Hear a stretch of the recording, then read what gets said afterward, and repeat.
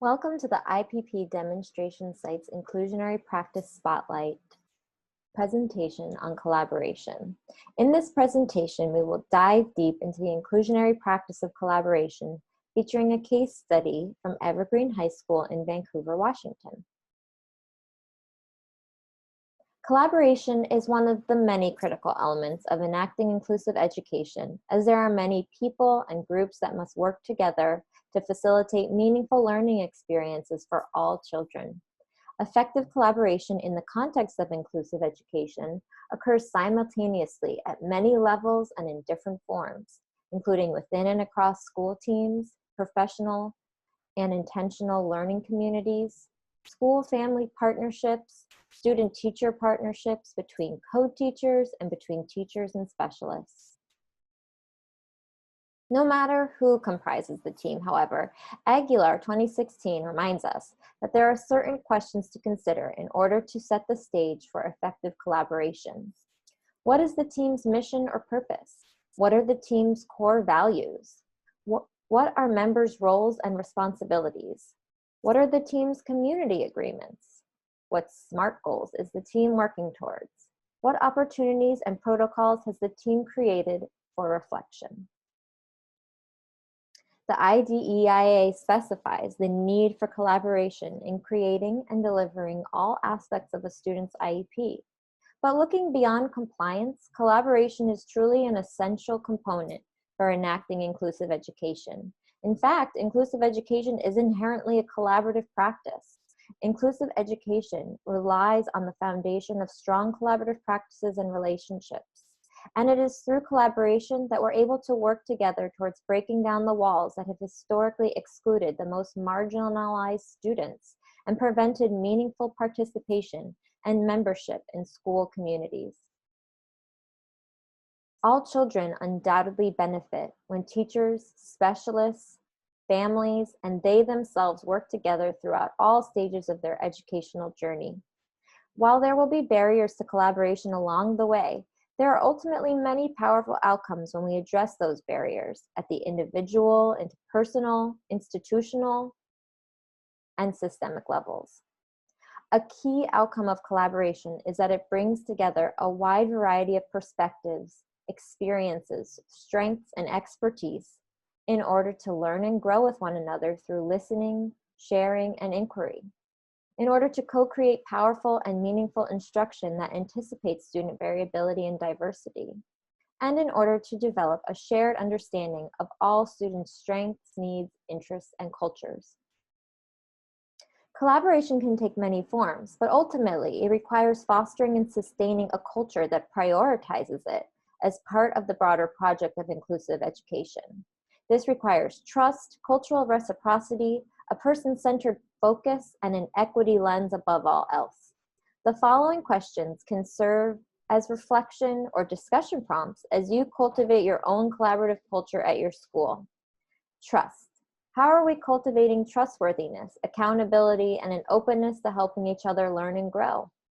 Cultural reciprocity. How are we partnering with families and centering the expertise in our collaboration? Person-centered focus. How are our students' social, emotional, and academic strengths and needs at the center of our collaboration? Equity lens. How is our collaboration leading towards more equitable schools? Now we will take a deeper dive into collaborative planning, a crucial component of establishing a collaborative, inclusive school culture. One of the first steps in fostering collaboration is through the creation and prioritization of common planning time.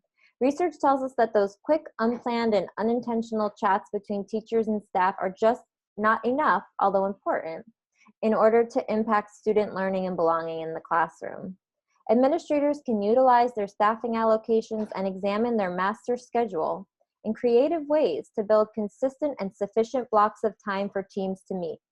This means including special education teachers on grade level teams and creating opportunities for paraeducators and specialists to team as well. Professional learning communities, or PLCs, are groups of educators that meet regularly, share expertise, and work collaboratively to improve teaching and learning. When a school functions as a PLC, educators within the organization embrace high levels of learning for all students as both the reason the organization exists and the fundamental responsibility for those who work within it. PLCs engage in collective inquiry and action research to achieve better results for the students they serve. Intentional learning communities are similar to PLCs, with a more intentional lens on equity and adult learning. Before jumping into curriculum and lesson planning, intentional learning communities take time to examine beliefs and bias towards students and how those might impact learning. This process takes trust and courage that can be established through co-creating a set of shared norms and values. Furthermore, strong facilitation and protocols can help to ensure that all voices are heard, respected, and that equity stays front and center in all conversations. Creating equitable and effective structures for common planning is crucial for fostering meaningful collaboration. Selecting tools and structures intentionally can support teams to engage in this work. I'd like to share some tools that might help you and your team get this process started or to take a more structured, intentional approach. The first tool I'd like to share is the 5-15-45 planning tool from the TIES Center. This is a flexible planning protocol that works whether you have 5, 15, or 45 minutes to plan. This tool provides a structure for teams to think through essential lesson content, instructional activities and strategies, potential barriers, and ways to remove those barriers. The next tool I'd like to share is the Data-Driven Dialogue Protocol from the School Reform Initiative, or SRI. This is a data analysis protocol that brings awareness to beliefs and assumptions about data while suspending judgments. This protocol ensures that all participants have an equal voice throughout the 4 phases of the protocol, which include predictions, go visual, observations, and inferences. Teams will examine data, identify patterns that move from identifying symptoms to possible causes of student performance. I've included a link to these tools in this slide, as well as in the resource slide at the end of the presentation. At Evergreen High School, they have a clear vision that puts co-planning at the forefront of their inclusive school. Their vision is for every staff member to work together to provide responsive and individualized services at an appropriate level of rigor for each student to prepare them for independence and engagement after high school. At EHS, special education teachers are viewed as strategy specialists. Their special education teachers have special training and knowledge about highly effective practices to help all learners achieve the learning goals and how to assess and adjust, which makes them essential co-planners who provide necessary skills to a variety of PLCs.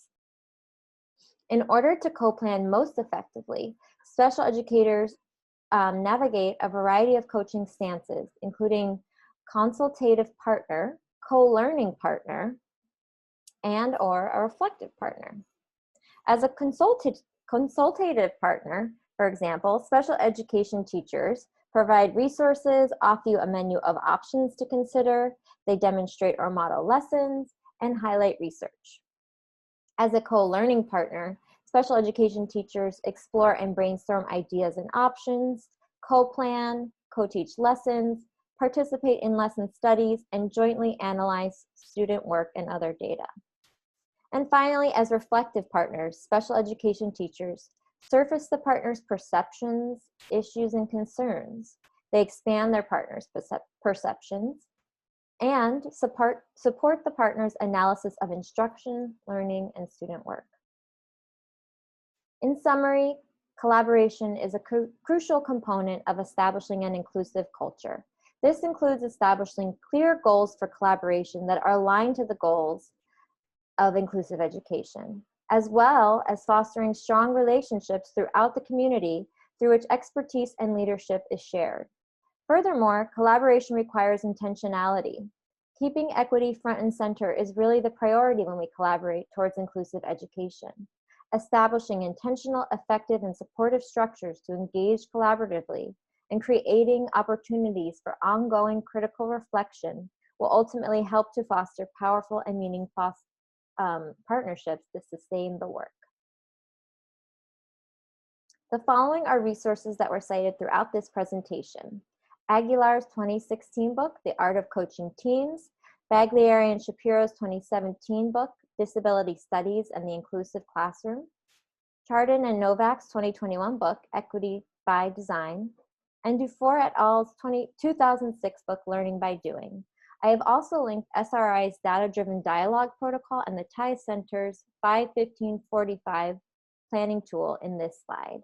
Thank you, and please visit our website, ippdemosites.org, for more information and learning opportunities through the project.